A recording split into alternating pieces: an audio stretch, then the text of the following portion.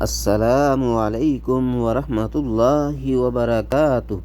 معزز ناظرین و سامعین کرام، امید ہے کہ خیر و عافیت کے ساتھ ہوں گے۔ آج ذی الحجہ کا مبارک مہینہ چل رہا ہے، اسی مناسبت سے یوم عرفہ کا دن بھی آنے والا ہے۔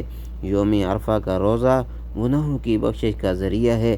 رسول اللہ صلی اللہ علیہ وسلم نے فرمایا، صیام یوم عرفۃ احتسب علی اللہ ان یکفر السنۃ التی قبلہ والسنۃ التی بعدہ۔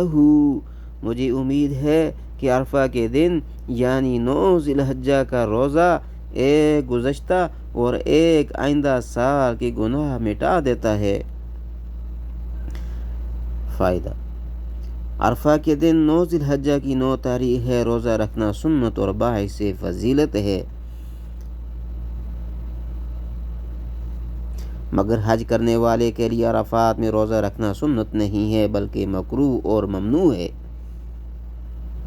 اللہ رب العزت کی بارگاہ عالی میں دعا گو ہے کہ اللہ رب العزت عمل کی توفیق عطا فرمائے۔